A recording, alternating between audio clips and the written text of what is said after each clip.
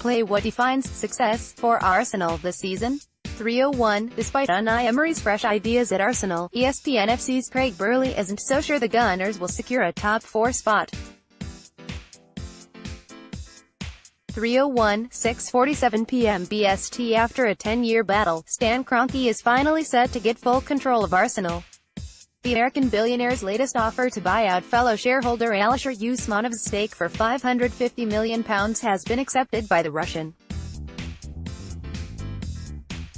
The deal, which values the club at £1.8 billion, means Arsenal are set to pass into single ownership for the first time in the club's 132-year history. But what does that mean, and how did we get to this point? Here's a brief look at the history of Kroenke's takeover battle and what the future might hold for the club. Why is this news significant? The announcement that Usmanov's Red and White Securities has accepted an offer from Kroenke Sports. For Kroenke, it means he gets full ownership of the club. Buying up Usmanov's shares puts him over the 90% threshold that allows him to force out smaller remaining shareholders, who own a combined 3%. They have been presented with an offer of £29,419.64 per share from Kroenke. While they don't have to voluntarily accept, they have until August 28 to respond to the offer. KSE has stated its intention to force through the sale of all remaining shares. The ESPN Luck Index. The Luck Index, the findings and methodology: Man United luckiest, Liverpool unluckiest last season. Mercati Index proves luck isn't even out over time. What does that mean for Arsenal? It should have little impact on the club's day-to-day business, as Kroenke already owned 67% of the club and had the final say on all major pieces of business. According to club chairman Sir Chips Keswick, KSE also have no intention of changing the makeup of the board of the directors, which includes Kroenke and his son Josh.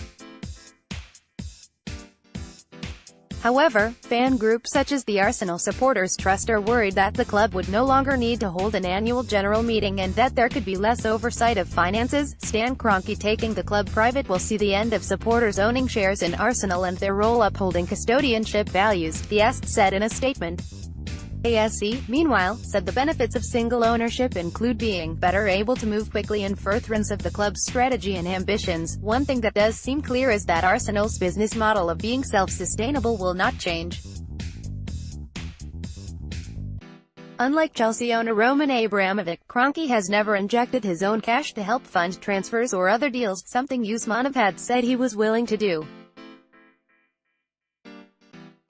Stan Kroenke's offer to buy Alisher Usmanov's Arsenal stake was accepted in the week before the 2018-19 season. Getty: how did Kroenke become majority shareholder in the first place? The ownership battle between Kroenke and Usmanov is a long and complicated one.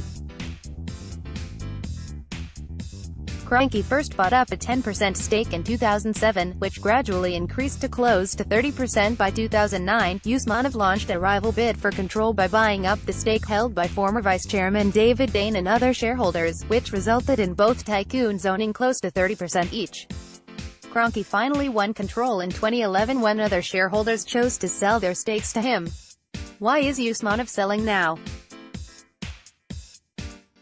That is somewhat unclear, especially since the Russian has always maintained his is a long-term commitment and has previously refused to sell his stake to Kroenke. But he has voiced his frustration with being held at arm's length by the club, which has rejected his calls for a seat on the board. Usmanov, who is worth $12.7 billion according to Forbes, Kroenke's value is $8.3 billion, is making a hefty profit on his stake and may also have accepted that he would never have a real say in the way Arsenal is run.